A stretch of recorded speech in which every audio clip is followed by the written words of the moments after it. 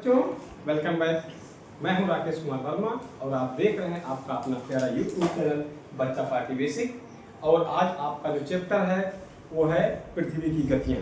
ठीक है, ये इससे संबंधित प्रश्न आपको हर एक जगह आएंगे। आपके इस बेसिक कक्षा के अतिरिक्त आगे जितनी भी कक्षाएं हैं यहाँ से कोई न कोई प्रश्न आपको जरूर पूछा जाता है आपसे। ठीक है बच्चों, तो आज हम समझते हैं पृथ्वी की गतियां। पृथ्वी कितने प्रकार से गति करती है, कैसे मेरा मौसम बदलता है, कैसे दिन रात होता है। ठीक है, इसी चैप्टर में आप समझेंगे कि सूर्य ग्रहण कैसे होता है, चंद्र ग्रहण कैसे होता है।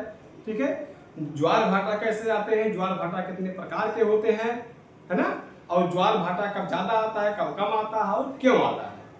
आज इसका पूरा निचोड़ आप इस चैप्टर में देखेंगे। ठीक है बच्चों, तो चलिए हम शुरू करते हैं। हमारी पृथ्वी की जो गतियां हैं, पृथ्वी की बच्चों मुख्य रूप से आपकी दो गति होती है। एक होती है परिक्रमण और एक होती है परिभ्रमण। ठीक है बच्चों, तो आइए हम शुरू करते हैं आज का ये चैप्टर।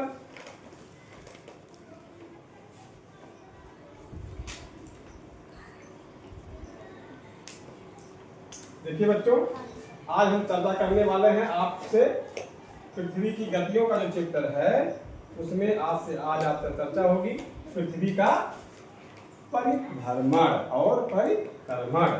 ठीक है, तो देखिए आपको बार बार बताया गया है कि पृथ्वी हमारी कैसी है, गोल है। ये पूरी तरह से गोल नहीं है। ठीक है, इसीलिए इसका ध्रुव ज्ञात किया जा सका। क्यों? क्योंकि ये जो ध्रुव है इसका, जो इसको ध्रुव माना गया वो क्या है, वो दोनों सिरों पर उत्तरी ध्रुव और दक्षिणी ध्रुव पे हल्का सा चपटी है और बीच में पृथ्वी कैसी बच्चों, उभरी हुई है। कैसी है? उभरी हुई है। पृथ्वी का जो ये स्वरूप है इसे हम कहते हैं भूआब।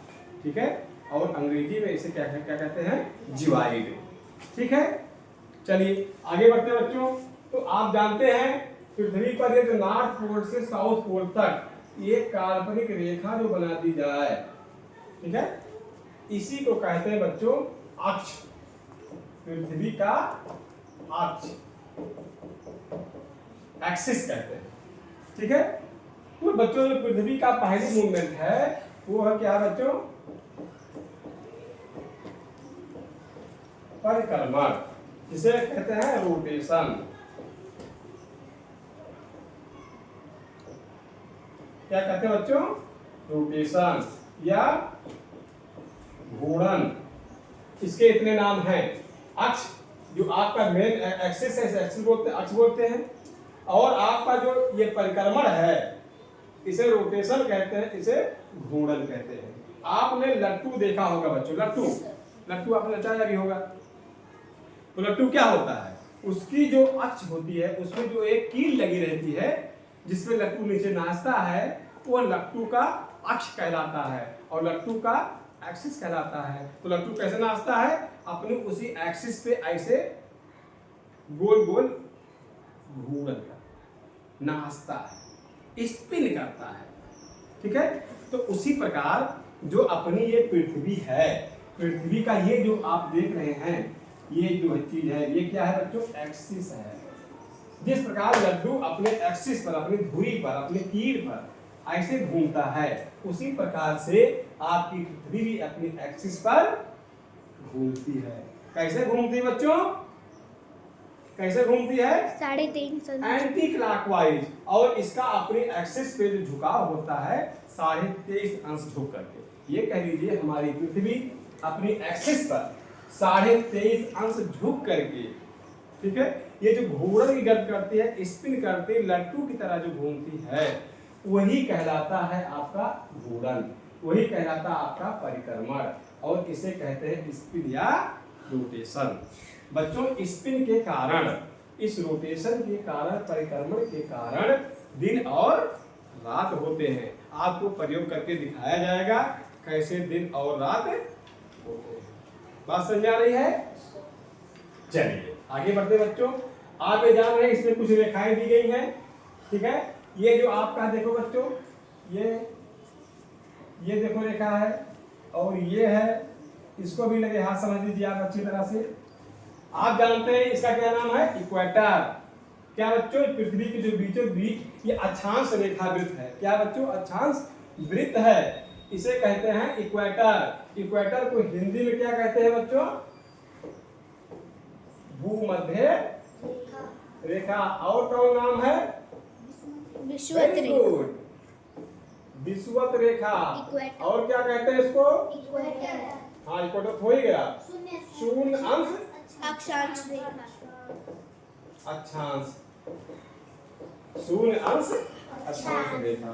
ठीक है, अब देखिए इसके ऊपर चलते हैं। आप जानते हैं शून्य अंश अक्षांश के ऊपरी भाग को हम कहते हैं उत्तरी गोलार्ध, नॉर्थ हेमिस्फीयर, और इस इक्वेटर के नीचे वाले भाग को कहते हैं दक्षिणी गोलार्ध या साउथ हेमिस्फीयर। ठीक है, अब नॉर्थ हेमिस्फीयर में जो आपकी ये ट्रॉपिक ऑफ कैंसर है, ट्रॉपिक ऑफ कैंसर, जिसको हम लोग क्या जानते हैं, कर्क रेखा। क्या जानते हैं बेबी, कर्क रेखा, क्या जानते हैं, कर्क रेखा।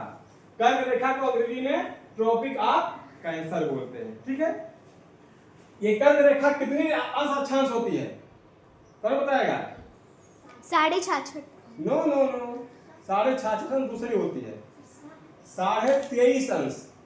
ठीक है, 23 सही 1/2 अंश अक्षांश रेखा जो है, यहां से जो इसका कोण बनेगा, ये कोण, ठीक है, तो ये कोण जो बनेगा ये रेखा का, ये 23.5 अंश अक्षांश होता है। ठीक है, इस 23.5 अंश उत्तरी अक्षांश को हम ट्रॉपिक ऑफ कैंसर बोलते हैं या कर्क रेखा बोलते हैं। ठीक है, अब इसके ऊपर ये जो 66.5 अंश है, ये जो वृत्त बनेगा आपका, रेखा बनेगी 66 सही 1/2। ये जो रेखा है, ठीक है, ये क्या है, 66.5 अंश अक्षांश है, 66.5 अंश अक्षांश है। ठीक है, इसे कहते हैं आर्कटिक सर्किल। अच्छा, सर्किल क्यों कहा जाता है, ऐसे प्लेन में देखेंगे तो रेखा दिखती है, लाइन दिखती है। सर्किल इसलिए कहा गया क्योंकि ये पूरी पृथ्वी पे ऐसे ऐसे गोल गोल है। ठीक है, पूरी पृथ्वी को रिंग के रूप में घेरे हुए काल्पनिक रेखा है, इसलिए इसको ये सर्किल की तरह होती है। पूरी पृथ्वी पर एक्चुअल में देखेंगे हम तो सर्किल की तरह होती है। अभी ग्लोब पे आपको दिखाया कि वो सर्किल की तरह होती है, इसलिए इसको सर्किल कहते हैं, वृत्त कहते हैं, इसे आर्कटिक वृत्त भी कहते हैं। ये कितने अंश होता है, 66.5 अंश उत्तरी अक्षांश को आर्कटिक सर्किल कहते हैं, और 23.5 अंश उत्तरी अक्षांश को ट्रॉपिक ऑफ कैंसर या कर्क रेखा, कर्क वृत्त कहते हैं, कर्क वृत्त कहते हैं। ठीक है, और आप ये इक्वेटर जान ही रहे हैं। अब चलिए आ जाते हैं हम साउथ हेमिस्फीयर में, दक्षिणी गोलार्ध में आ जाते हैं डियर। तो क्या होता है दक्षिणी गोलार्ध में, वही 23.5 अंश, ये जो बनेगा बच्चों 23 सही 1/2 अंश, 23.5 अंश दक्षिणी अक्षांश को, ये जो आपकी रेखा है डियर, ये 23.5 अंश दक्षिणी अक्षांश है, 23.5